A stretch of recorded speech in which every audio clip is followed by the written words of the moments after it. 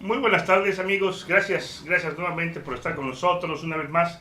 Este inicio de semana, este lunes de 2018 en la mira. Y bueno, como hemos estado haciendo, dándole seguimiento a lo que pasa después de las elecciones, este proceso electoral que todavía no termina, que todavía en algunos casos se va a ir o se está ya en tribunales, pero además hay un proceso de transición que vamos a discutir esta noche con ustedes. Para eso me acompaña el profesor Alejandro. Bienvenido, Alex. Gracias arquitecto, gracias mi buen amigo César Moreno Vega. Pues qué gusto regresar a los micrófonos nuevamente. Bienvenido. Y profesor César, bienvenido también. Qué Pues, bueno que nos acompaña ahora en este programa. Pues muy buenas tardes, queridos cibernautas que nos acompañan. Es un privilegio, es un honor compartir espacio, compartir cabina y compartir micrófonos aquí con mi buen amigo Alejandro Castillo, a quien reconozco como un extraordinario analista, y va a haber un momento de la transmisión en la cual diga que Alejandro Castillo se adelantó a ciertos resultados vaticinando que no era la misma campaña de hace 2 años. Alex, esa clarividencia de veras es justo de reconocerla y de admirarla. Y Héctor, pues aquí estamos para tratar de aportar un granito de arena. Así es, la semana pasada estuvimos hablando de la transición que se está gestando, porque ese proceso es el que está impulsando el candidato virtual presidente de la República, Andrés Manuel López Obrador. Esta transición, esta cuarta transformación que él le llama, acerca de las instituciones en este país y de la forma en que se hace política y se gobierna a los mexicanos. Un proyecto bastante ambicioso, bastante complejo por la realidad de nuestro país y por las deterioradas instituciones que se están entregando. Prácticamente la sociedad se ha volcado hacia la figura de Andrés Manuel y su equipo de campaña, este equipo que están conformando y que están dando a conocer en estos días, con una serie ya de cuestionamientos y demandas como si ya estuviera en funciones. Pareciera que el presidente Peña Nieto ha quedado borrado prácticamente en este último semestre ya del mapa político. Pues de hecho así sucedió ya, ¿no? De hecho, aunque nunca habíamos visto una transición de esta naturaleza, eso es lo que quizá nos hacía falta ver, pero ha sido una transición, olvidémonos, totalmente atípica, por decirlo de alguna forma, porque de alguna otra forma en los procesos anteriores siempre como que se respetaban determinadas cuestiones no escritas que no hay en ningún libreto, y bueno, se hacía menos publicidad de las acciones que se están haciendo. Y yo creo que Andrés Manuel llega con un nuevo estilo de hacer las cosas, aunque yo en lo personal, de repente, yo partiría de una máxima. No es lo mismo estar afuera en campaña que estar dentro ya del animal. Y ahorita, bueno, pues está en el proceso de organización de lo que será el futuro gobierno, y se están haciendo de alguna u otra forma algunos anuncios ya de muchas cosas. Esperemos que cuando llegue y tome de manera formal el 1 de diciembre, no vaya a resultar que la burra no era negra, sino era parda. O sea, porque hay cosas ahí que yo veo como que de repente hay, lo voy a decir con esas palabras, espero no molestar a nadie, como que hay un exceso ya incluso de anuncios por todos lados, pero yo me preguntaría, bueno, si ya se tiene prácticamente el tenor de lo que se va a encontrar, porque es bueno y todos los mexicanos esperamos de que nos vaya mejor, porque es lo que queremos, pero no nos gustaría que a nuestro presidente electo, con el que muchos le metimos las ganas y todo, pues empiece a sufrir traspiés, que van a existir, hombre, que van a existir, es normal, porque la mafia del poder, esos saluditos hipócritas que dan de que soy contigo, que dices Carlos Salinas, no es cierto, ellos se van a tener que reorganizar y la mafia del poder va a seguir existiendo. Sí. Así es, van a tratar de negociar lo que corresponda, y lo que no les favorece la negociación, pues van a empezar a pegar los golpes bajos, ¿no? Es común, dicho aquí en Quintana Roo vimos también este fenómeno, como el PRI saliente, este PRI corrupto, que pues, fue desterrado en las urnas en 2015, pues le ha costado mucho trabajo a Carlos Joaquín operar la nave del Estado con finanzas quebradas y con un equipo de transición pues, que conformó también al vapor, ¿no? Y con los aliados que para algunos no le salieron con mucha experiencia ni siquiera muy comprometidos con el proyecto, y esto le ha dificultado, además de que, bueno, pues los operadores salientes, los dueños del dinero y del poder en Quintana Roo, pues también han puesto muchos obstáculos para que pueda llegar a buen puerto a Quintana Roo. Esto es lo que nos podemos encontrar a nivel federal. ¿Cómo lo ve usted, don César? Yo concuerdo mucho con la visión de Alejandro Castillo. La verdad, concuerdo plenamente cuando dice él, no es lo mismo estar afuera que estar adentro. No es lo mismo ver el caballo reparando que montarse arriba de él. Y creo que por el bien de todos los mexicanos, porque muchos pusimos alma, vida y corazón, fe y esperanza en un cambio de gobierno, no vaya a resultar, que no lo creo, pero que no vaya a resultar un excelente candidato y un mal presidente, como le pasó a Vicente Fox Quesada, que Vicente Fox Quesada, los analistas lo siguen comentando, fue un excelente candidato, que pudo sacar al PRI de los pinos a patadas, pero ya montado en el caballo, nada más, aún siendo ranchero, el caballo lo tiró y lo pateó. Yo no creo que pase. En cuanto a la visión del Estado, creo que Carlos Joaquín llega en una coyuntura apoyado por dos partidos, el PRD y el PAN, pero que finalmente nunca habían sido equipo de Carlos Joaquín, no tenían la visión de gobierno de Carlos Joaquín. Aquí con Andrés Manuel veo que está casi determinando para los puestos a pura gente que se ha identificado con él, que ha luchado con él, y creo yo que deben de tener la mística de cambiar las cosas para que sea posible esta cuarta transformación. Dice Alejandro, muchos en el país de diferentes colores, de diferentes partidos, luchamos, dimos nuestro voto y estuvimos ahí pendientes porque conocemos de las luchas. Yo recuerdo a Alejandro Castillo viajando, aún exponiéndose en el trabajo, hay que decirlo claro, un hombre de lucha, un hombre luchador social, exponiendo su trabajo y yéndose a las marchas, a reformas, cuando aquel mentado fraude contra Calderón, haciendo de día y de noche allá en las carpas, comiendo con ellos, codo con codo. Y bueno, Alejandro es conocedor de esta política de izquierda de hace muchos años, concuerdo con él. Dije que hace rato que iba a hacer un comentario y dijo Alejandro, a lo mejor por eso, dice Alejandro, no encaja uno enteramente dentro de un partido en el que está militando, porque se atreve uno a decir las cosas, y mandó un mensaje para los candidatos que hoy no obtuvieron el voto mayoritario. ¡Ojo! No se confíen, porque esta elección no es la del 2016. Esta elección es inédita y llevan a la cabeza un animal generando votos. Entonces, yo creo que por ahí algunos allegados a los candidatos se habrán sentido con la piel muy sensible, Alex, y oyó lo que dijo Alex, lo que está comentando Alex, en lugar de haber puesto las barbas a remojar y decir, oye, si así lo ve nuestra gente, ¿cómo lo estarán viendo los demás? Y de veras que fue clarividente y fue un hombre que a la larga vio unas elecciones como sucedieron, fíjate.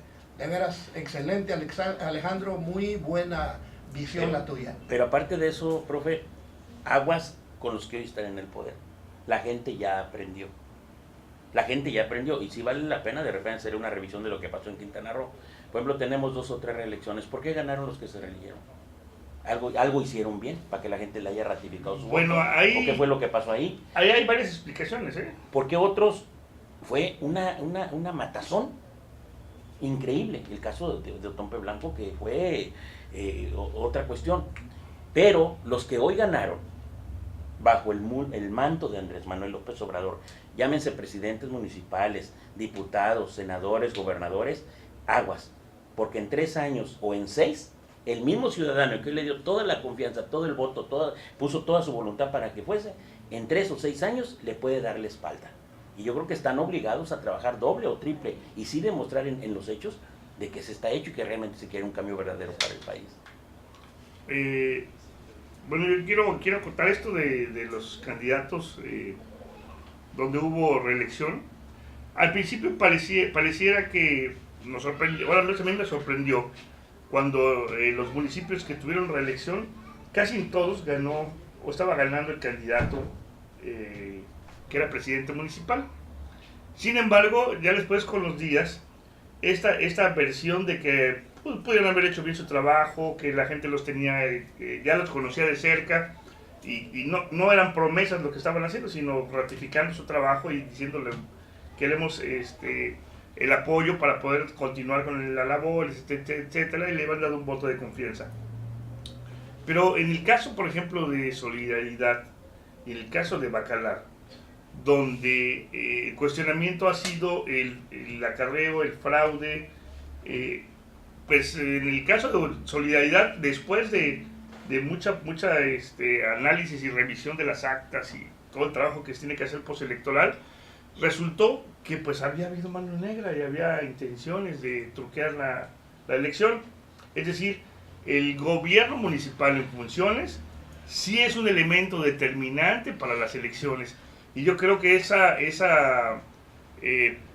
permisibilidad de dejarlos en funciones mientras son candidatos, debemos erradicarla, porque ya vimos que sí influye demasiado el gobernador en turno, pues cuando se quiere reelegir. En el caso de Bacalar, bueno, pues está todavía a muy poquitos votos, se fue a tribunales, pero la constante es la misma, mucha entrega de despensas, una inusitada movilización de miembros del ayuntamiento durante la campaña, y bueno, pues algunas cosas hasta de modo descarado, según denuncian.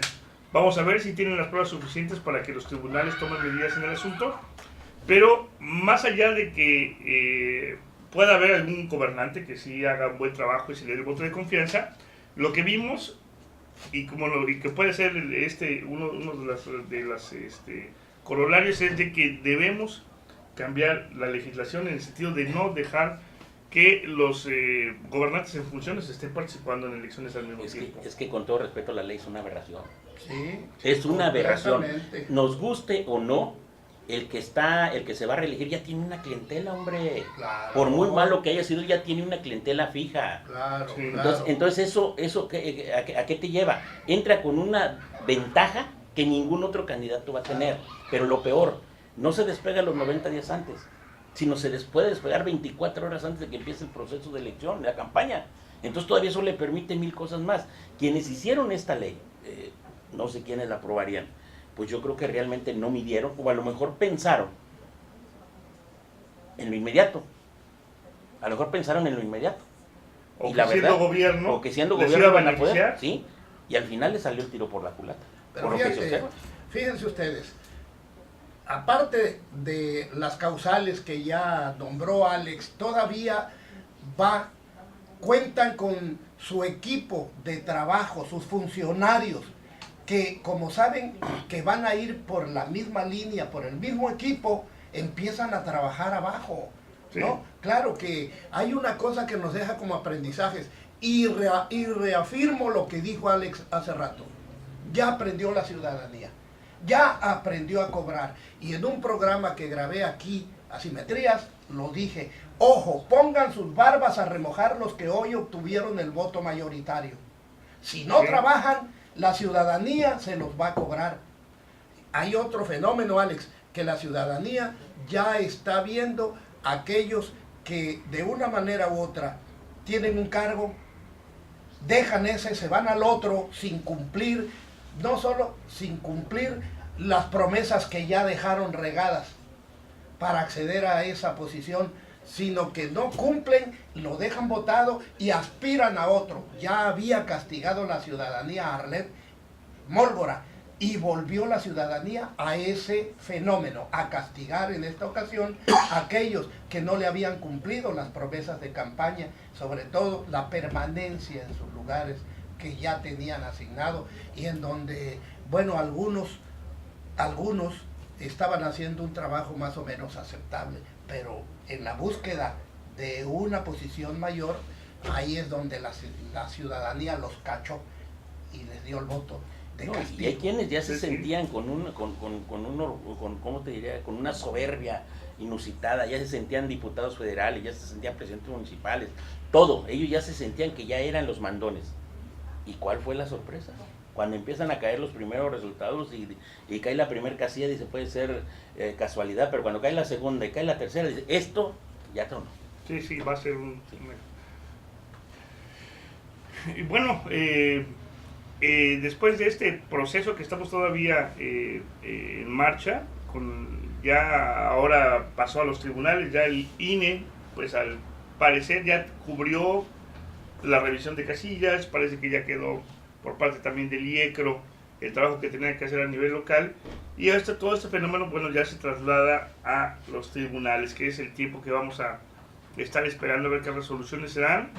Se dice que tenemos hasta agosto, ¿no? Agosto, Sí. más o menos como un mes y medio en lo que los tribunales podrán resolver estos asuntos antes de que se empiece ya al proceso de consolidar, ¿no? Las candidaturas en el sentido de que tomen posesión. Pero en todo este tiempo, que por lo general es un tiempo ya de tranquilidad, donde viene un bajón del interés de la ciudadanía, de los políticos, donde se dan un break, los que perdieron se van de vacaciones, y los que ganaron, bueno, también se relajan porque fue muy intenso también el proceso, pues parece que en el caso del equipo ganador y los perdedores también, pues están muy activos todavía viendo estos cambios que se van a dar. Estos cambios que, como bien mencionaron hace un momento, no se dio en la transición del 2000. Cuando pensamos que el Partido de Acción Nacional iba a hacer el cambio, ese parteaguas que se buscaba en el país, no les alcanzó ni el ánimo, ni las ideas, ni saber por dónde. Se llegó para cambiar de posición, nada más la silla, se puso otro personaje, pero siguieron las mismas formas, las mismas estructuras, los mismos modelos, que pues la verdad la ciudadanía, a pesar de que Calderón llega 12 años después de manera muy cuestionada, también en una contienda contra Andrés Manuel, y permanece en el poder del Partido de Acción Nacional, pues la verdad es que ni Fox ni Calderón les alcanzó para transformar el país. Fueron 12 años que pues se perdieron, y que en algunos casos pues muchos perdieron hasta la vida, ¿no? Porque esta guerra también fratricida que se dio entre hermanos mexicanos por combatir el narcotráfico, pues ha dejado una estela de muerte en el país.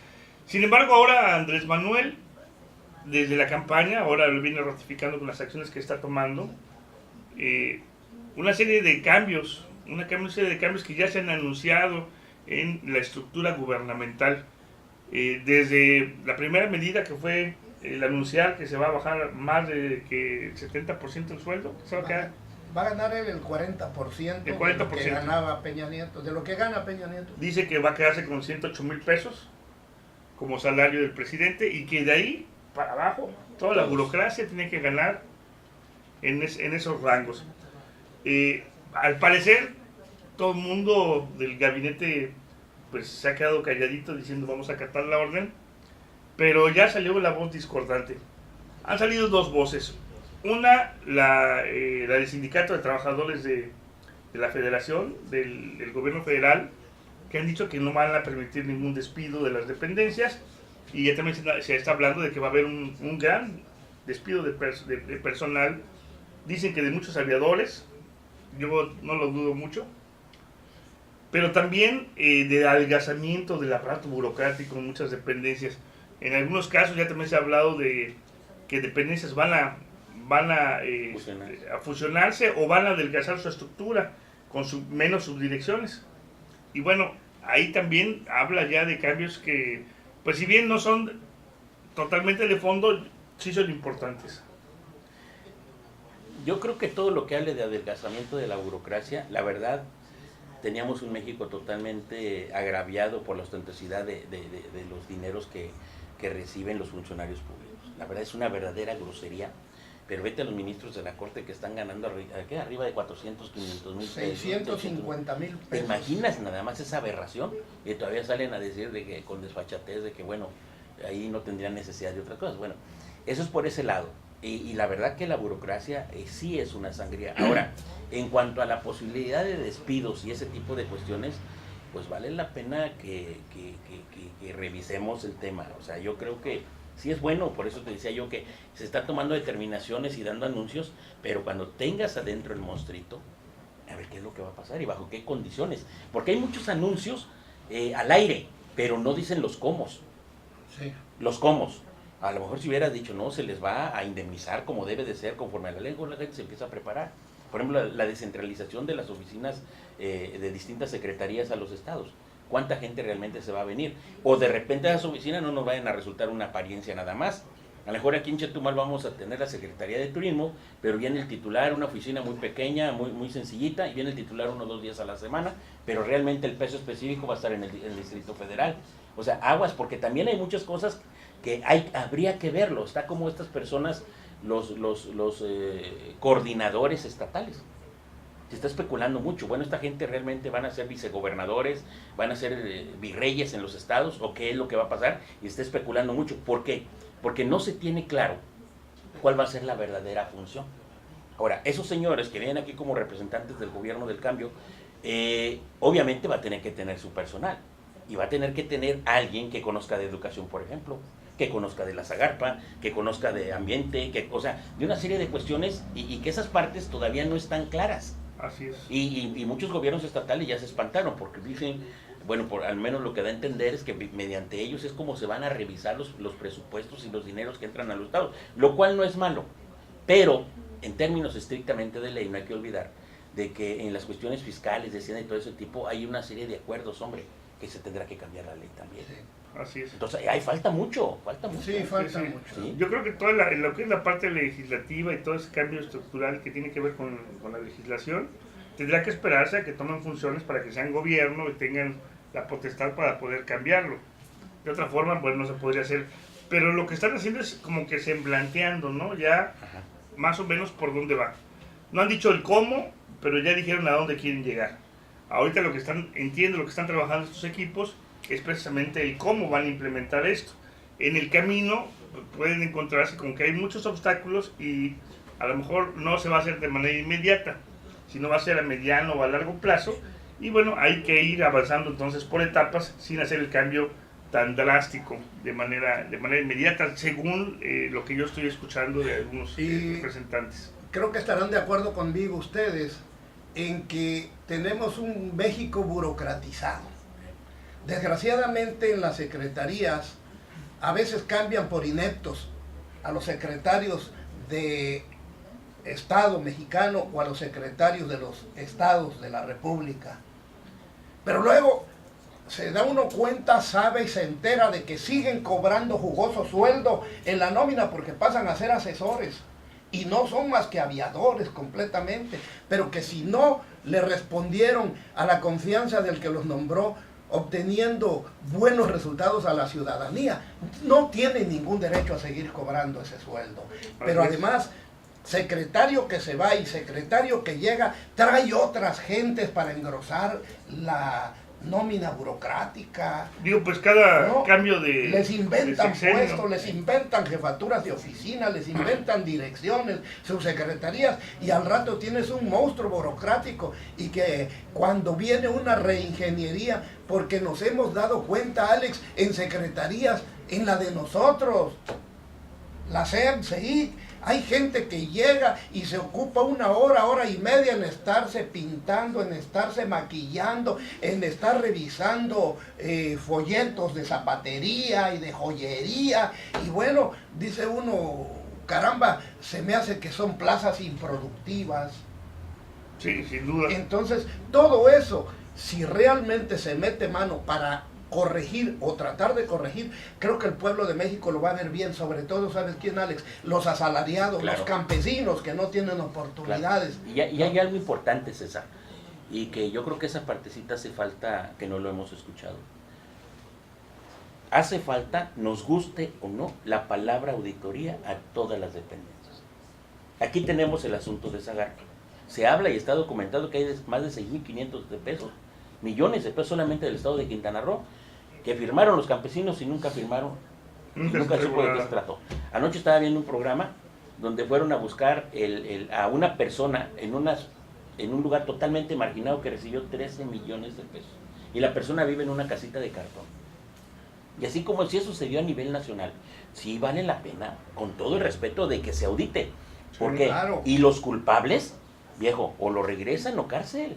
Porque esto no puede ser una burla. Deberían ser las dos cosas, sí, porque precisamente ese es otro asunto. muchos dicen que mucha gente, muchos no están inconformes cuando dicen regresó ¿Y el castigo? y el castigo, porque entonces es pecado robar si te agarran, pero si no te agarran, mira, te llevas todo. Sí. Entonces el que te agarren y lo regreses, pues quedas impune, porque el delito no se castigó, se regresó el daño realizado a la dependencia y al erario público, pero no se castigó la actitud Me de... parece que aquí hay funcionarios, ¿no? A nivel local incluso. Sí. Sí, En este pasado reciente. que los han detenido, los han metido una semana, 15 días, pagan su fianza o regresan tal cantidad de daño al erario y los dejan en libertad provisional, que bueno, prácticamente ya están del otro lado, ¿no? Y a muchos no los quieren agarrar, Alex. A muchos no los quieren agarrar, Héctor.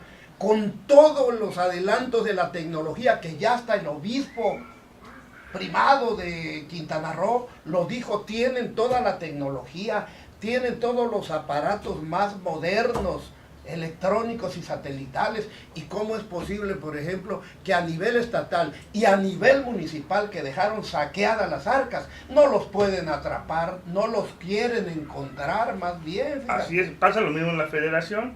Hay más de 460 casos, estaba leyendo, que pues no han procedido, que están congelados ahí de funcionarios de todos los niveles, que pues no se ha continuado con el proceso, porque la fiscalía, bueno, pues no tiene titular, tuvo cambios, y bueno, como es el año de Hidalgo en que los funcionarios están jalando de donde pueden antes de irse, parece que hay un manto protector que los está cuidando, pero pues esperemos que los acuerdos que haya tenido Andrés Manuel, si es que los tuvo, con el grupo político saliente, pues no haya sido en función de la impunidad, que ese perdón haya sido en el daño y el agravio que le causaron a él como candidato, como persona.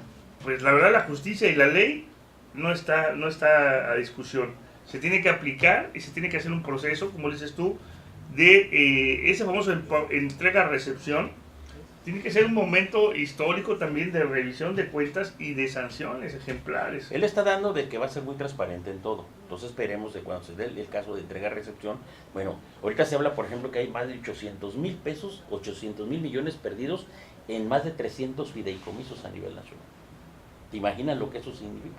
Ahora, ¿quiénes los tienen? ¿Dónde está? Otra de las cosas que nos llama mucho la atención son los famosos acuerdos de algunas obras que hacen y que ¿cómo se le llama? Las enclaustran, pues, y no se puede abrir la información hasta dentro de 12, 15 años. Sí, le ponen, eso debe ser cosa del pasado. Le ponen el sello de confidencial y no lo abren ni con la llave maestra más diestra del mundo.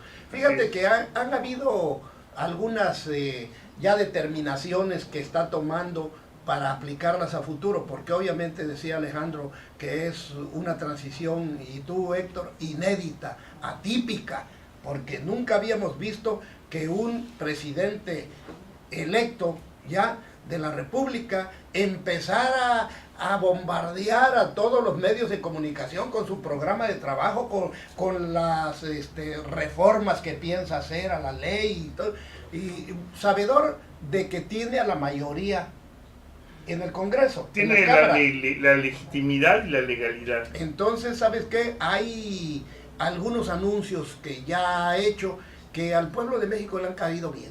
El quitarle las pensiones millonarias a los presidentes, te aseguro que todo el pueblo de México lo va a apoyar. Sí, sin duda. Y sin duda alguna. Y como es cuestión de apoyarse nada más en la Constitución, la misma Constitución marca para aquellos magistrados de la Suprema Corte de Justicia que hoy están amenazando hasta con irse, ¿no?, a la ley.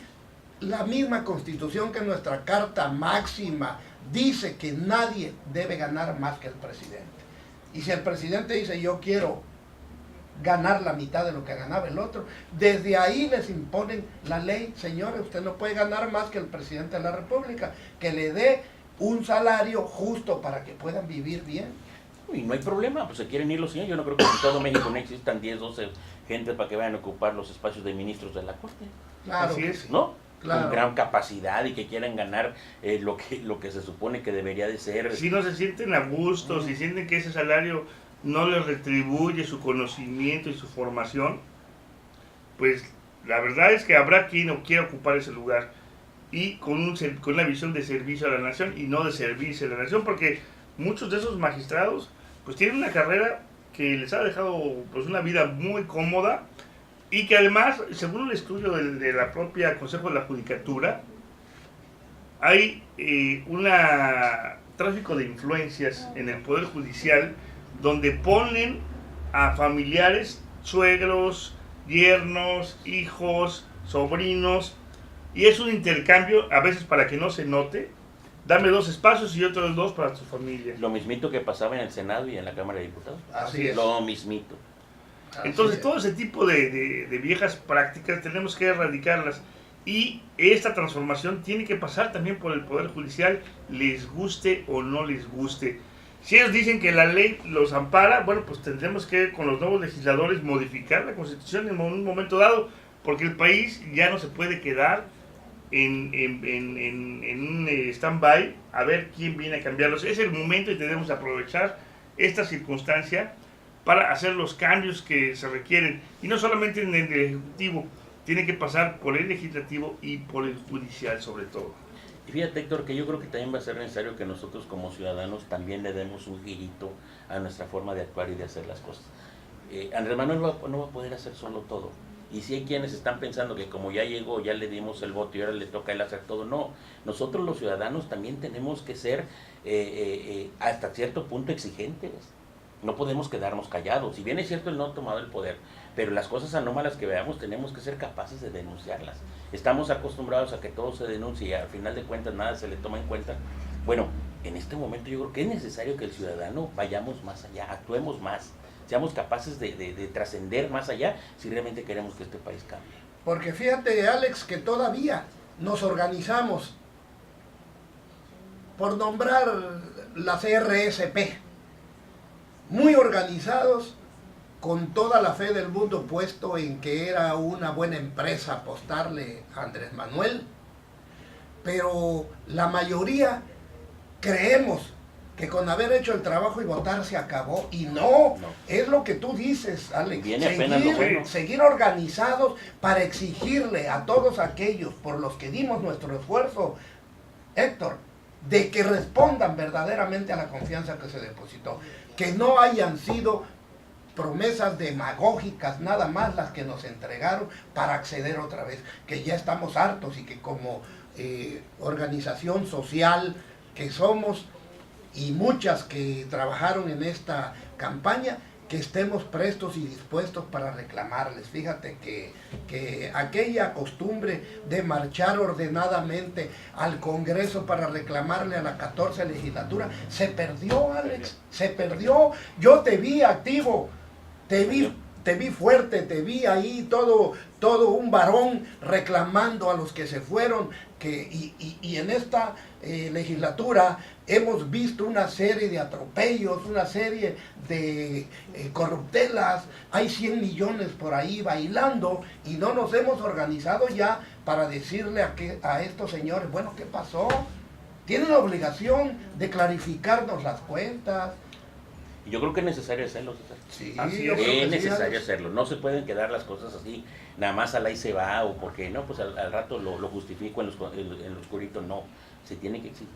Ahorita hay un proceso que la ciudadanía, utilizando los instrumentos que nos dan las instituciones de transparencia para solicitar las facturas que de esos 100 millones, a quién se les otorgaron, cómo se les otorgaron y en qué se gastaron todo esto. El Congreso argumenta que, bueno, no pueden entregar esa información porque ya se pasó a la auditoría. Pero la auditoría, teniendo esa documentación, debería verse obligada a hacerla pública también. Ok, no la tiene el Congreso, está bien, no, ya está imposibilitado porque no tiene los documentos, pero a la instancia que se le entregaron, pues ellos van a hacer la auditoría, tienen que tener la revisión y el corte de caja de qué fue. Entonces, sí hay manera de entregar esa información, lo que falta pues es voluntad.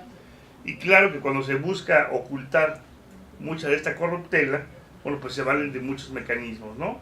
Entre ellos estos de que ya se fue cuando la auditoría y demás, que no debería ser ningún pretexto. De la auditoría podría dar esa información si hubiera voluntad. Pero además, estos mecanismos de participación ciudadana tienen que ser de forma permanente también. A veces se conforman, hay un vicio de conformar comités ciudadanos, entre comillas, con organizaciones afines, a las organizaciones que no te van a cuestionar, organizaciones a las cuales los miembros están bien pagados o son miembros honorarios de un comité ciudadano, pero tienen un puesto burocrático por otro lado, ¿no? Entonces, pues está comprometido su opinión y su quehacer al de su chamba, ¿no? Entonces, bueno, esto es darnos, como dicen, a tole con el dedo. Lo que necesitamos son organismos y mecanismos de participación ciudadana que nos permitan supervisar y hacer el trabajo que ya se está haciendo. Por ahí hay muchas iniciativas de grupos y de organizaciones serias que están haciendo ese trabajo. Y en la medida que los ciudadanos veamos que estos mecanismos y estas organizaciones funcionan, vamos a querer y vamos a participar más. Porque también el mexicano se ha protegido, se ha encerrado en una burbuja, tratando de protegerse de todas las mentiras y de la forma en que te utilizan políticamente, ¿no? Para legitimarse. Entonces la gente dice, yo de política no quiero saber nada, porque si te metes en la política, acabas como un sinvergüenza, ¿no? Entonces hay que ir transformando estas instituciones, hay que ir transformando esta visión de los mexicanos, pues aprovechando las buenas iniciativas por ahí ya han surgido y que han demostrado, como en el caso de transparencia, que pueden ser muy útiles si caen en buenas manos, ¿no? Como lo de ciudadanos que le dan seguimiento a este tipo de denuncias. Y por ahí hay un decálogo como de, ¿qué? 50, ¿no? 50 puntos en que Andrés Manuel dice que hay que trabajar a fondo para lograr esta transformación y que pasan, bueno, por una serie de cuestiones que pues han levantado mucha ámpula. Pero pues no es más que lo que la gente necesita y quiere. Si realmente le queremos entrar a esto, tenemos que estar dispuestos a meterle también, o sea, dar de nuestra parte como ciudadanos. Y los primeros que tienen que poner de sí es la clase política, que yo creo que es donde va a estar el mayor problema. Ahorita muchos estarán diciendo que no. Yo espero que mañana o pasado, los que hoy fueron en alianza con Andrés Manuel, los mismos que hoy lo acompañan como senadores o diputados, no se le vayan a convertir en los principales enemigos, porque a lo mejor y no les cumple algunos caprichitos. ¿Cuánto va a tardar para que de repente veamos que están brincando de Morena incluso a otra fuerza política? Ojalá y no se dé. Ojalá y no se dé, porque tampoco es descartable. Al final de cuentas somos seres humanos y en cuestiones de las ambiciones, pues habría que ver cuántos llegaron realmente con la verdadera convicción de servir y cuántos entraron nada más a participar a ver qué les tocaba y pues les tocó la bolita. Sí. Y nunca se imaginaron estar en un espacio de eso. Sí, no te equivocas al hacer este comentario. Yo también estoy casi seguro que por ahí se colaron algunos que de convicción tienen lo que yo tengo de Santo Papa, ¿no? Les vieron la conveniencia de saltar al barco de Morena que iba enfilado con toda seguridad a buen puerto y se subieron a él, y que estoy seguro también que cuando por alguna razón no les quieran cumplir, como dices tú, algún caprichito o alguna solicitud que hagan, al rato estén buscando hacia dónde izar sus velas. Pero bueno, yo creo que la gran mayoría tuvo la oportunidad de conocer a Andrés Manuel de mucho tiempo. Creo que la gran mayoría estuvieron asistiendo los candidatos ahí con él, a las pláticas que él tuvo directamente y en las cuales, si lo que yo le reconozco a Andrés Manuel, estuve en una reunión en Cancún en donde definitivamente a los candidatos en su cara se los dijo, y oigan, ellos no son los señorones que ve aquí, que anda aquí, que camina allá. Ellos son los principales que tienen que caminar al frente y que pedir el voto. Ustedes son gente que cree en ellos y que los apoya. Pero ellos no son virreyes ni son gerentes, dicen, para que no, o sea, no tiene pelos en la lengua. La verdad, el señor, creo que sí tiene suerte, sí tiene él ese tino, sí tuvo esa persistencia, esa perseverancia, ese tesón de estar 18 años picando piedra hasta que alcanzó, y creo que tiene bien clarificado hacia dónde va, y quiere una cuarta transformación. Él es un apasionado de la historia de México, de los héroes que nos dieron patria, de aquellos que dieron su vida, ¿no?, sin obtener nada a cambio, y creo que es bien intencionado. Por ahí no dejo de lado que puede existir algún gambusino, Alex, de esos que van a buscar oro. Normal. ¿No? Normal. Pero a lo mejor, como dijo él también, y que lo haga, claro, que lo haga realidad. Aquel que no cumpla con los postulados de Morena, que se vaya, lo sacaremos. Y es mejor, Alex, sacar a la manzana podrida a tiempo. Y a los que pudran. Y a los que no cumplan. Bueno, pues su estrategia fue distinta, ¿eh? En campaña tuvo que meter a las manzanas algunas manzanas podridas para poder ganar la presidencia de la República. Ahora el mecanismo para sacar esas manzanas podridas es lo interesante, ver cómo se va a deshacer de esos personajes indeseables que pues fueron necesarios para ganar la presidencia de la República, sin duda. No le cuestionamos la estrategia, y creo que ya en ocasiones anteriores había sido muy recto, muy firme en sus convicciones, y bueno, le habían dado palo, y esta vez pues cambió la jugada, cambio de señales, incorporó a algunos personajes cuestionables, pero que pues también dicen que uno se hace a la medida, ¿no? Si ves que hay manga ancha para robar, pues tú también dices, pues yo sí no agarro porque es por tonto, ¿no? Como decían en algunos lados, cuando no tienes una formación ética. Pero si ves que el presidente de la República, su gabinete y los personajes de primer nivel, pues se están limitando y se están comportando como debe ser, pues tampoco tienen margen para empezar a corromper a otros personajes. No, yo creo que la conformación del gabinete al final de cuentas es gente que él conoce. Y al final de cuentas toda la responsabilidad de equivocarse sería de él, porque él finalmente es quien está desde y algo que se observa desde afuera, sin conocer a más, se observa que finalmente no se está viendo como rehén de grupos de poder. Si tú te das cuenta, es gente que se la rifó con él. Se la rifó con él. Y se supone que la gente que está poniendo, pues es gente con perfil. Y los 32 gentes que va a mandar a los estados, se supone que es gente que él tiene pleno conocimiento y plena confianza en ellos. Y eso pues te da de alguna manera la confianza en que las cosas serán mejores. Que no va a estar exento de error, bueno, pues es normal, pues eso, pero creemos de que las cosas deben de ir mejor, con los traspiés normales y naturales de lo que pueda pasar en esto, pero debe ser mejor. Así es. Y creo, Alex, que uno analiza el futuro gabinete y ves que la gente está identificada con las labores que él está encomendando. Tú y yo hemos sido críticos de los todólogos. Aquí, en la época borgista, por familiares, por lazos de familia, por influyentismo, por dedazo, nos nombraron en SEDARI, en la Secretaría de Desarrollo Rural e Indígena, nos nombraron un arquitecto, fíjate, que ni en el tecnológico pudo dar clases, lo corrieron.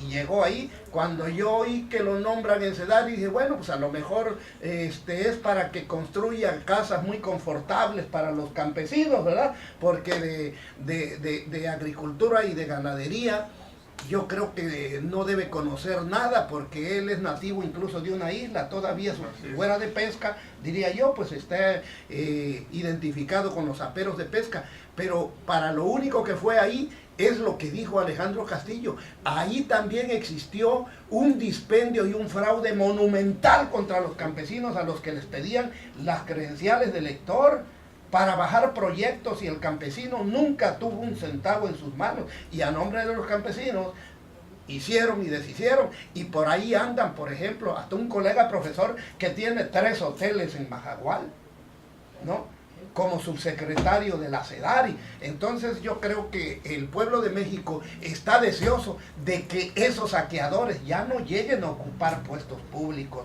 porque nunca le han dado resultados de beneficio al pueblo de México, o han llegado a saquear a manos llenas, Alex. Totalmente. Así es. También. Y en el caso de los secretarios que se van a tener que trasladar a las entidades, en el caso de Quintana Roo, pues al que le toca en el caso de turismo, pues dice que ya está dispuesto a venirse a Quintana Roo, a Chetumal, bueno, él vive en Cancún, ya está dispuesto a venirse a Chetumal a instalarse para demostrar que, bueno, él dice, yo sí le entro a donde me manden. Y bueno, pues le toca a Quintana Roo, es también dicen muy, muy cercano a Andrés Manuel, es una persona mayor con una buena trayectoria. Creo que bueno, pues ha levantado también mucha expectativa este cambio de sedes de las secretarías federales. Y bueno, por tanto también estos, como estos virreyes, ¿no? Que pretenden ser los delegados pluripotenciarios de todas las secretarías, que también habría que ver cómo se va a instrumentar esta parte, ¿no? Como tú decías, van a tener que tener un grupo de asesores que estén al tanto de cada área, porque va a ser imposible que un personaje maneje tanta información y tenga tantos datos a nivel pues nacional, porque van a ser gentes que van a estar moviéndose por todo el país, ¿no? Y ahorita esos nombramientos ya pusieron nervioso a más de uno, pensando en la sucesión estatal. Sí. Ya, por ejemplo, ya ven como con verdadero peligro al propio secretario de Turismo, ¿no? A Torruco, ¿cómo se llama? Él vive en Cancún, tiene más de 20 años, no tendría problema para ser candidato. Ya ven con preocupación a este señor que ponen como coordinador de Quintana Roo, que también se dice que ya tiene más de 20 años radicando en Quintana Roo. Pero ahí se mueve todo, porque ahora tienes la senadora Maribel, o sea, la cuestión que se tenía a lo mejor ya diseñada, incluso por el gobierno actual en Quintana Roo, de la posible sucesión, ya no es tan tersa ni tan facilita como en algún momento se llegó a pensar. Aquellos que sentían que ya estaban en la antesala, ahorita se han de estar sintiendo que los pies se les queman, a nivel local. ¿No? Sí, sin duda, el proyecto que se tenía, la visión que se tenía cuando se inició esta administración va a ser muy distinta y sin duda va a ser también muy complicada desde el punto de vista del Ejecutivo local la sucesión de los diputados, ¿no? Que viene. Porque la legislatura intermedia, pues la que le cubre, dicen, a las espaldas a los gobernadores. Y si no logra un congreso a modo, además de que va a tener el aparato federal encima, pues también puede tener al congreso adverso, ¿no? Entonces esto le complica también la operación a Carlos Joaquín, que pues sin duda también ya ha dicho que, bueno, va a trabajar con el gobierno federal, es parte de este grupo de gobernadores que ha dicho que están dispuestos a trabajar con cualquier gobierno federal que sea, ¿no? Mira, Héctor, lo dijo Alex hace rato, una votación, una contienda electoral, una campaña inédita, arrasadora fue la votación a favor de Morena. Ya habíamos visto por historia muy corta de nuestro Quintana Roo como estado, pero habíamos visto, Héctor, Alex, que en la primera elección que tenía el gobernador, el equipo de los candidatos emergidos del poder en turno, casi todos ganaban. Ya cuando el gobernador va de salida, que ya va debilitado, es cuando veíamos que perdían 2, 3, 4 candidaturas de diputados. Y es la diputación que va a calificar, ¿no?, el presupuesto públicas y las cuentas públicas. Si perdió la inicial el señor gobernador, ojo, porque cuando él vaya ya de salida y ya estén los caballos galopando en la pradera para acceder a la gubernatura, quién sabe cómo esté la cosa para esa campaña. Y si Morena, como lo comenté hace rato, supo hacer las cosas, se le van a complicar demasiado las cuestiones electorales. Y la última, que en esos 50 puntos, recordarán ustedes que están ascendiendo a delito grave el fraude electoral. Ya no va a ser, si eso que es una reforma que puede hacer Andrés Manuel, porque tiene la mayoría simple, 50 más 1, y tiene más, no es constitucional donde requiera de los 2/3 del Congreso. Esa la puede hacer. Si lo suben a ley, ya va a ser más difícil y más complicado para los funcionarios en turno meter las manos para hacer fraude, si es motivo de cárcel. Fíjate. Y también la parte del castigo a los servidores públicos, ¿no? Esta parte de la corrupción, que también dice que ya es delito grave, Debería también sancionarse, como se ha dicho, ¿no? La famosa inhabilitación permanente de los ciudadanos. Y recuperar El dinero, castigar al funcionario e inhabilitarlo ya de manera permanente. Creo que son las tres premisas importantes para castigar la corrupción y los delitos que se dan en la función pública.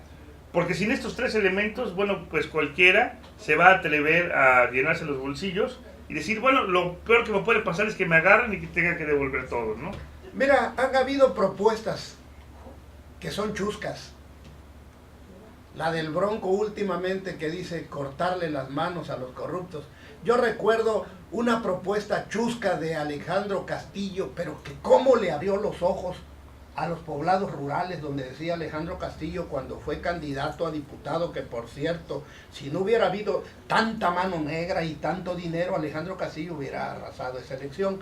Pero decía Alejandro Castillo en cada poblado rural del municipio de Bacalar donde llegaba, vamos a plantar un poste aquí para colgar a todos los rateros, y le iban a faltar postes a Alejandro, sí. pero esa vez Alejandro logró concientizar y abrir muchos ojos en la zona rural. Alejandro, cuando hablabas de ese, ¿te acuerdas?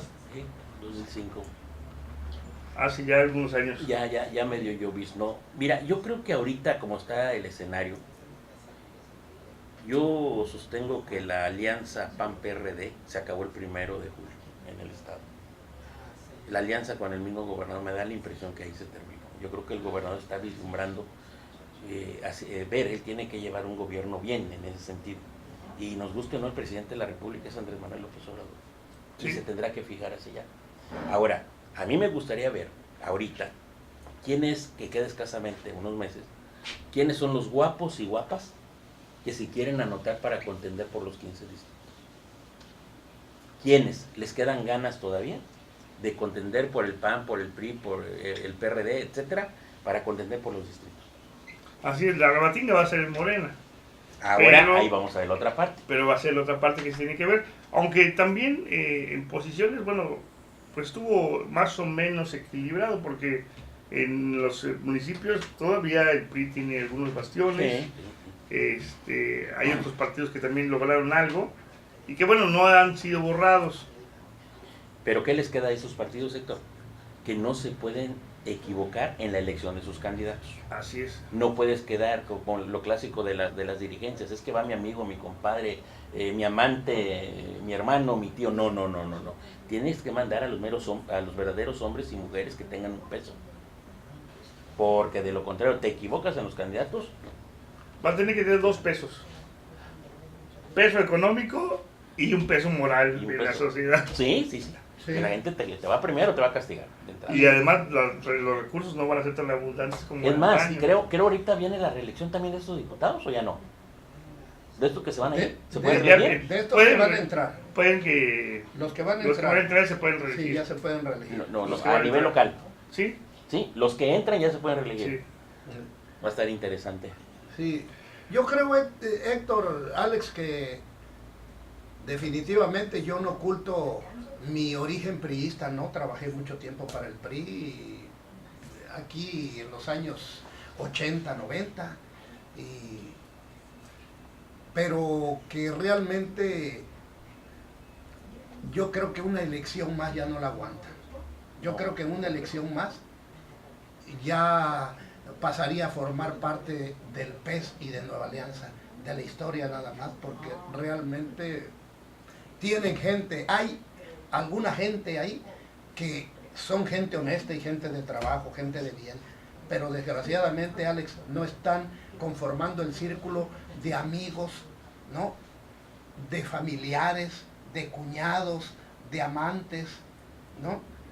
Y demás, que es gente cercana, sin talento, sin imaginación, sin calidad humana, y que los nombran nada más para ir a contender, creyendo que todavía están en el tiempo en que con el solo nombre y las siglas de un partido se gana una elección. Y no, ya eso se acabó. Así es, yo creo que el PRI lo que podría corresponder sería una refundación, porque hasta cargar con las siglas ya sería un lastre. Es un peso.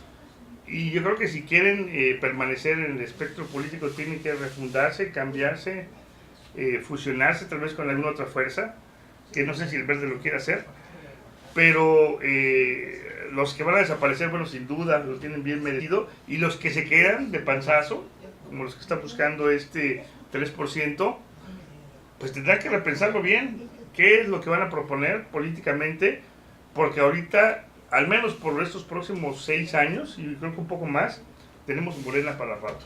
Sí, sí, se nota. El que le pegó, fíjate, bien, después de haber casi expirado el PT, Sí, escogió bien aliarse y hoy va a contar con un número muy importante como nunca. de diputados, como así es, nunca. lo que en su nunca había historia. tenido, Más de 70, ¿no? Casi Sí, 70. 70. 70. Así es, amigos, bueno, pues ya se nos ha ido el tiempo, les agradecemos que nos hayan acompañado en esta emisión. Don César, un mensaje para cerrar el programa. Bueno, pues amigos y querido público cibernauta que nos escucha, seguimos en el tenor de seguir luchando como organizaciones sociales para estar atentos y pendientes y ya aprender la lección definitiva. Todo aquel político que no cumpla con lo que nos promete, pues en las urnas nos veremos. Alex, ha sido un placer y un honor compartir contigo micrófonos y esta bella cabina. Gracias, amigo César, amigo Héctor. Y bueno, pues lo mismo, la misma recomendación a nuestros amigos que nos ven y nos escuchan. No se dejen en el empeño, sigamos señalando, sigamos avanzando, sigamos trabajando, porque todavía hay mucho que hacer y yo creo que Andrés Manuel hoy más que nunca nos necesita para poder sacar adelante este país. Así es, y la transformación pues tiene que pasar no solamente por el gobierno y las instituciones, tiene que pasar también por los mexicanos. Entonces también hay que ver qué actitud vamos a tener nosotros, cómo vamos a participar en este cambio, porque el cambio lo hacemos todos. Amigos, nos vemos la próxima semana aquí en 2018 en La Mira.